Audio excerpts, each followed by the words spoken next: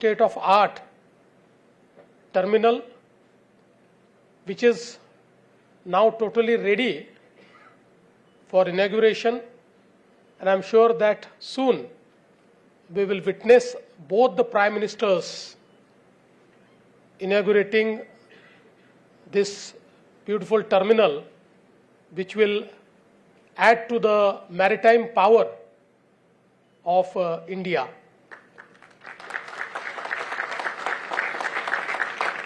As we all know that now this terminal will account for 50% of the container handling capacity of JNPA, and that will bring a boost to the global trade of India. Having said that, I'm very happy that today India and Singapore are collaborating in diverse fields, in the field of maritime trade, maritime infrastructure, in the field of digitization, in the field of data center, in the field of logistics. We just witnessed one such MOU with the maple tree, and after this program, in another program, we are again will be witnessing few more such MOUs. And I think this is not only bringing the two economies closer, but it is also opening doors for many more such collaborations in future. And today, as we are deliberating on green and digital maritime corridors, I think this collaboration is very important to create this entire ecosystem of green and digital maritime corridor. All of us know that India also has a very rich maritime history, and we all know that the Chol Empire was world maritime power at that time. And we have also seen in the world history that the world trade is always dominated by the maritime superpowers. And that is why the entire maritime business is very important. In fact, all of us know that Chhatrapati Shivaji Maharaj, the great king from Maharashtra, the great king of India, was one who understood the power of maritime business and maritime security. And today, the entire western coast, which we see where the JNPA port is also situated, is safe and is ready for business only because of the vision of our King Chhatrapati Shivaji Maharaj. And I would say that in the 21st century, it is our Prime Minister, Shri Narendra Modi ji, who has understood that for India's growth, the maritime infrastructure will be very important, and he spearheaded this entire maritime revolution in India by creating the Amrutkal Maritime Vision 2047. Our Prime Minister aims to make India one of the biggest player in the maritime space. And aligned to his vision, the government of Maharashtra has also planned many initiatives to actually be part of this Amrutkal vision. We are also creating a maritime vision for the state of Maharashtra, whereby the immediate vision document will be our goals up to 2029. Our intermediate goals will be up to 2035, and then ultimately up to 2047. And I'm sure that in days to come, Maharashtra will play pivotal role in this entire reshaping of the maritime infrastructure and maritime ecosystem in India. I'm very happy that now we are also building the Vadhavan port, which will be not just India's biggest port, but which will be one amongst the 10 big ports of the world from the day one. I'm very happy that the chairman, JNPA Port, has promised us that the building of this port will be achieved in time. I think this port is actually, it will take Maharashtra and India to another league, and it will make us a maritime superpower. But as we rightly say that in today's world, what matters most is sustainability and efficiency.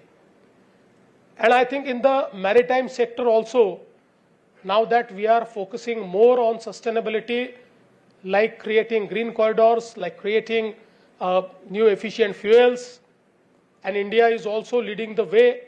Along with Singapore, we have already charted MOU, and both the countries will collaborate with each other for creating new green corridors, for exchanging the new technologies, for exporting the green fuel technologies. And I'm sure that it will be beneficial for both the countries. And today, India has grown its digital infrastructure many-fold. And I think the initiatives like e-Samudra, where a lot of digitization has gone into the maritime services, it is also creating efficiencies in the entire maritime trade. I think all the initiatives which are taken up by the government of India in the maritime sector, especially to use all the digital technologies, will bring a lot of efficiencies and will also create India's new supply chains for the world. And I'm sure in this entire journey, we have the government of Singapore as our most trusted friend. And that's why I would like to thank the Honorable Deputy Prime Minister and the Honorable Minister for being our partners. And I feel that this partnership will not just be restricted at the JNPA, but it will also be taken forward to the Vadhavan port, where we'll again create a very efficient terminal and will witness one more MOU in this sector. I would like to thank our Ministry of Shipping, the JNPA port, and all the authorities for organizing this dialogue. And once again, from Government of Maharashtra, and also from my friend and the Union Minister, Shri Sarbanand Sonowal ji, who could not come here, I would once again like to welcome you. I hope that your trip will be very fruitful. Thank you. Jai Hind, Jai Maharashtra.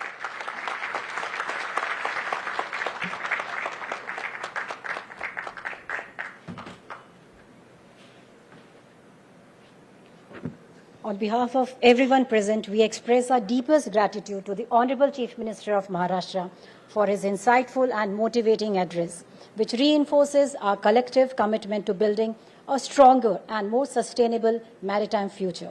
Thank you once again, sir. India and Singapore share a robust and multifaceted bilateral relationship that has flourished over the past 60 years, marked by strong political, economic, security, and cultural ties. Singapore's status as a leading global maritime and financial hub complements India's expanding economy and technological capabilities. Ladies and gentlemen, it is my honor to welcome to the stage a leader whose vision and policies have played a pivotal role in advancing global trade, strengthening economic partnership, and fostering innovation-driven growth. As Minister for Trade and Industry of the Republic of Singapore and as the Deputy Prime Minister of Singapore, His Excellency Gan Kim Yong has been instrumental in deepening bilateral and multilateral cooperation, championing sustainable development and driving digital transformation. Please join me in welcoming Deputy Prime Minister of Singapore, His Excellency Gan Kim Yong.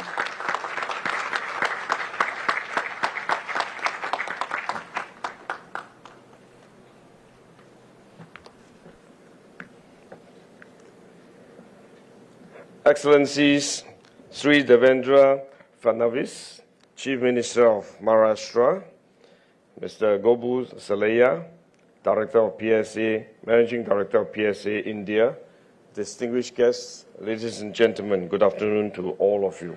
First, let me thank you for inviting me to the India Maritime Week. This is a very important event, and today's topic is also very relevant on the green and digital maritime corridors.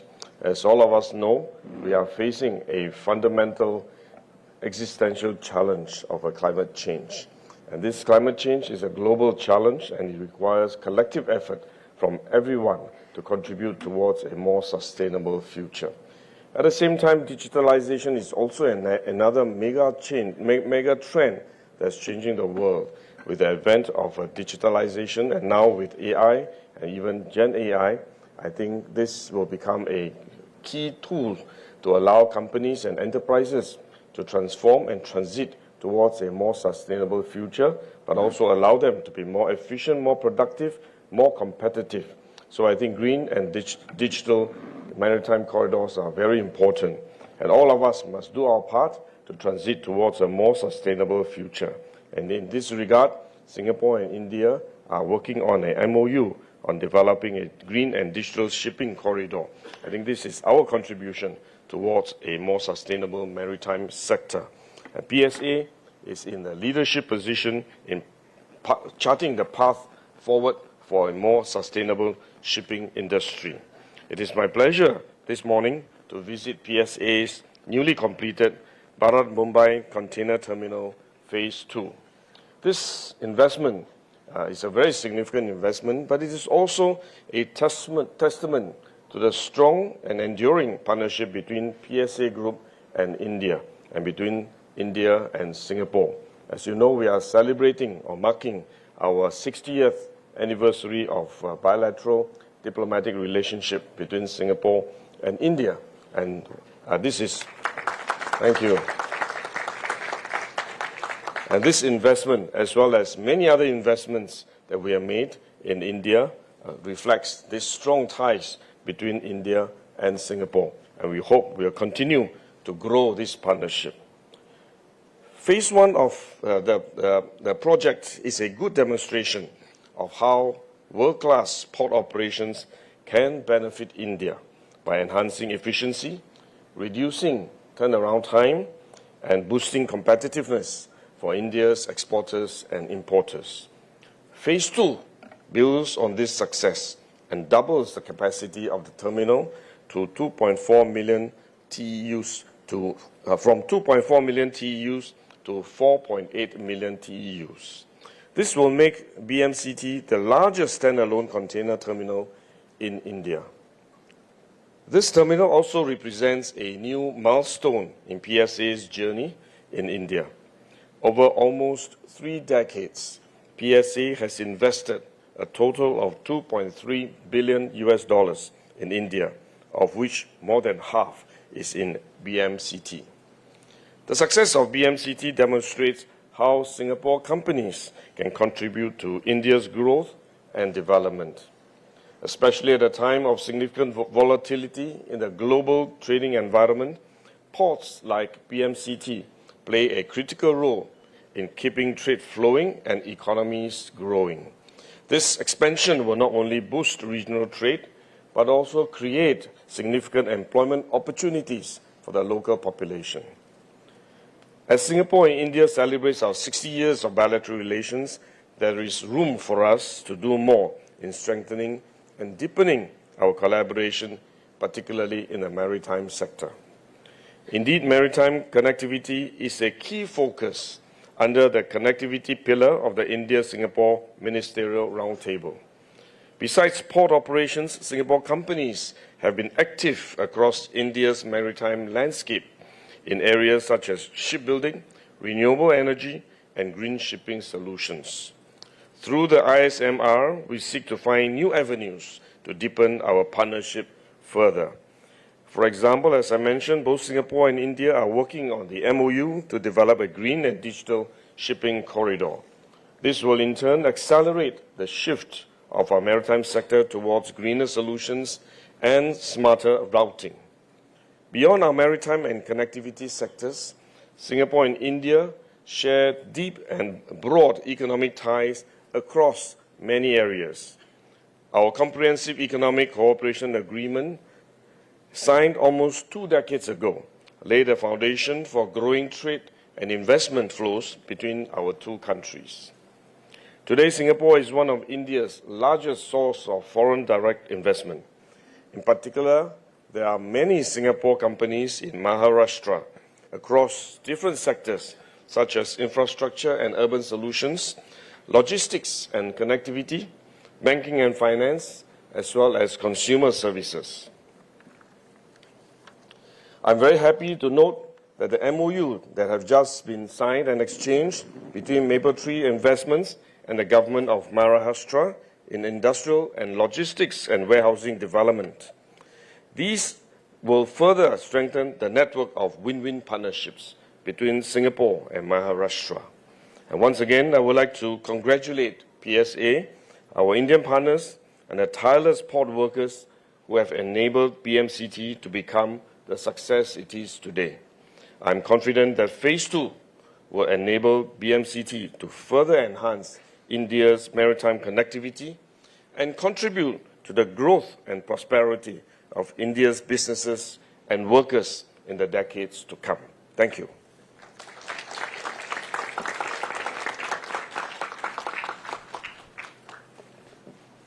Thank you so much, His Excellency, for your insightful address and giving us opportunity to host you today.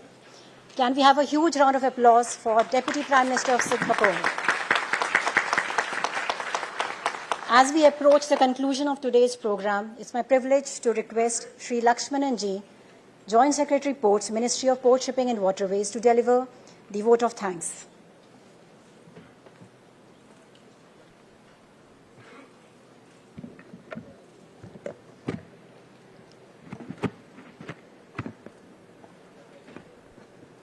Excellencies, distinguished dignitaries, esteemed delegates, ladies and gentlemen. It's my privilege to extend our heartfelt gratitude at the close of today's Leaders' Dialogue on Green and Digital Maritime Corridors. First and foremost, I would like to extend heartfelt thanks to the Honorable Deputy Prime Minister of Singapore, Mr. Gan Kim Yong. Thank you, sir, for being with us today. I would like to extend heartfelt thanks to Honorable Chief Minister of Maharashtra, Shri Devendra Fadnavis ji. Thank you, sir. Would like to extend a warm, heartfelt thanks to the Honorable Transport Minister of Singapore, Mr. Jeffrey Seow. Thank you, sir. This dialogue has been a testament to the strength and depth of India-Singapore partnership, a relationship built on mutual respect, shared aspirations, and a vision for a more sustainable, digitally empowered maritime future. Over the decades, India and Singapore have not only been close economic partners, but also steadfast collaborators in the maritime domain. Today's deliberations have reaffirmed our shared commitment to creating corridors that are not just channels for trade, but pathways for innovation, green growth, and resilience. Headquartered in Singapore, Mapletree is a global real estate developer, investor, capital and property manager committed to sustainability. Under this MOU, Mapletree has committed to invest rupees 3,000 crores in Maharashtra over the next 5 years, developing industrial parks, logistics and warehousing facilities and data centers in key cities such as Mumbai, Pune and Nagpur. Please join me in congratulating both the teams.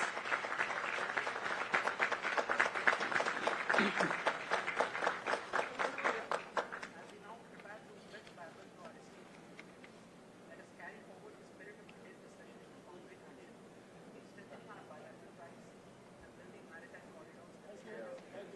Thank you, sir, for giving this leaders' dialogue session to witness this landmark moment. Our next speaker, His Excellency Geoffroy Seow, was appointed Acting Minister for Transport on May 23, 2025. Before this role, he served as Senior Minister of State for Finance and held key positions in ministries related to manpower, trade, industry, and transport. Mr. Seow plays a significant role in shaping Singapore's transport policies, including the maritime sector, which is central to Singapore's economy. The Ministry of Transport under his leadership emphasizes investments in sustainable and digital maritime infrastructure, port innovation, and strengthening Singapore's position as a global maritime hub. It is my honor to welcome to the stage His Excellency Geoffroy Seow, Honorable Acting Minister for Transport, Singapore.